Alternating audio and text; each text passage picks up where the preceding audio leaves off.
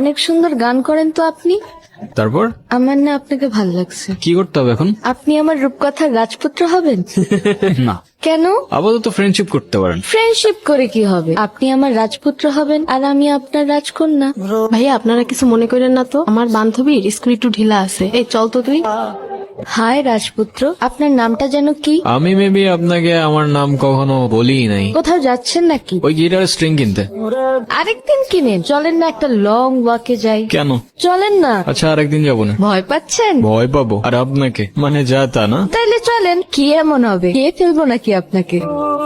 আপনার ভয়েসটা কিন্তু মাশাআল্লাহ, কিন্তু আপনি কি সারাক্ষণ এই গিটারটা নিয়ে ঘুরঘুর করেন? আমার জন্মদিনে আমার মা গিফট করছিল এটা। সাপোজ যদি কখনো মিউজিক ছেড়ে দিতে হয় তখন কি করবেন? মিউজিক ছেড়ে দিতে হবে মানে? মানে বুঝলাম না তো আমি। সমস্যা কি আপনার? ফাইজলামি করতেছেন আমার সাথে? আরে সরি, আমি তো মজা করছিলাম। মিউজিক এটা কোনো জোক না যে মজা করবেন। আচ্ছা সরি তো, আচ্ছা কান ধরছি, সরি। It's okay. আচ্ছা আমার না যেতে হবে, লেট হয়ে যাচ্ছে। ইস, লেট হয়ে যাচ্ছে। কি এমন কাজ তোমার? মানে আপনি থেকে ডিরেক্ট তুমি তো চলে আসছো না? হ্যাঁ, কেন, কোনো সমস্যা? কেন যেন মনে হচ্ছে তুমি খুব নাচরবান্ধা টাইপের মানুষ না? তুমি বুঝলা কি করে? এমনি গেস করলাম। তখনও বুঝে উঠতে পারিনি মিউজিকের পর দ্বিতীয় ভালোবাসাটা তুমি হয়ে উঠবে। খুব অদ্ভুত একটা মেয়ে তুমি। মনে হচ্ছিল আমার সেই রূপকথার গল্পটার রাজকন্যা যেন হুবহু তোমার মতোই দেখতে। এক পা দুপা হাঁটতে হাঁটতে প্রথমে ভালো লাগা, এরপর ভালোবাসা, আর তারপরে অভ্যাস। আর সেই অভ্যাসের পরেই হয়তো সবকিছু চেঞ্জ হয়ে যায়, সবকিছু। তোরা কথা বল, আমি ওই দিকটাতে আসি। 2 দিন পর পর এই ঝামেলাগুলা কি না করলে হয় না? কি কিছু বলবা না? যা বলে সেটা তো বলছি আমি তোমাকে, শুনতেছো কোথায়? শোনার মতো কোনো কথা বললে অবশ্যই শুনতাম, কিন্তু তুমি যেটা বলতেছো সেটা আমার পক্ষে করা পসিবল না। কেন পসিবল না? মানে তোমার লাইফে কি আমার থেকে তোমার মিউজিকের প্রায়োরিটি বেশি? মানে তোমার সাথে তুমি মিউজিকের প্রায়োরিটির কম্পেয়ার কিভাবে করো সেটাই আমার মাথায় ঢোকে না। রোহান, একটু প্র্যাকটিক্যাল হও। জীবনটা তো আর কোনো রূপকথার গল্প না। আমার গ্রাজুয়েশন শেষ, এভাবে আর কতদিন? তুমি মিউজিকটা বাদ দাও তো, আর তা না হলে আমার সাথে আর দেখা করতে আইসো না।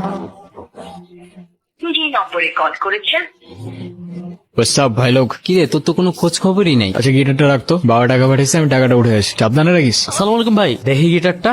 ভাই এটা রোহানের গিটার। তো কি হয়েছে? না ভাই কিছু না। ভাই এটা কি করলেন?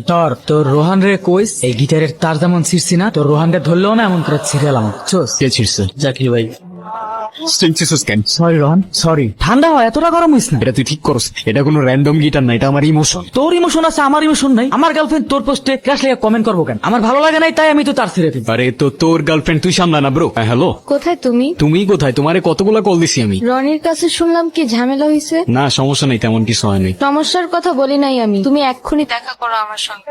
কি অবস্থা, কেমন আছো? তুমি কবে ছাড়বে এসব? মানে আসতে না আসতেই তুমি আবার শুরু হয়ে গেলা। মানে আমি না বুঝি না, আছে কি তোমার এই মিউজিকের মধ্যে যে এটা ছেড়ে থাকা যাবে না? সেটা হয়তো তুমি আমার জায়গায় থাকলেই বুঝতাম। না, তোমার জায়গায় থাকার তো আমার কোনো ইচ্ছাও নাই। দেখো, এখনো কিচ্ছু নষ্ট হয়নি। আমি শুধু চাই তুমি 8-10টা মানুষের মতো একটা নর্মাল লাইফ লিড করো, একটা জব করো, আর মিউজিকটা ছেড়ে দাও। That's it. আরে মিউজিক আমার ব্লাডের মধ্যে, এটা ছাড়লে বাঁচবো কেমনে আমি? আর আমি যেটা পারবো না সেটা আমার বারবার বললো না তো তুমি।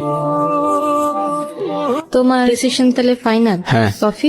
আপনারা বলছিলাম না একটা ছেলের কথা। এই রোহা, কি অবস্থা? আসসালামু আলাইকুম ভাইজান। আমি তো তোমার মিউজিক শুনছি, তোমার ভোকাল জাস্ট মারাত্মক। আপনি তো ইয়াং জেনারেশনের ইন্সপিরেশন, আর আপনার মিউজিক দেখে আমরা কত কিছু শিখছি। দেখো আমার হাতে সময় তেমন একটা নাই, তুমি একটা কাজ করো, তুমি আমাকে কিছু একটা শোনো। এর অন্য সমস্যা? সরি ভাই, আমি আরেকবার শুরু করি প্লিজ। রোহান, রোহান কি হয়েছে তোমার? এই কেউ অ্যাম্বুলেন্স ডাকো। রোহান,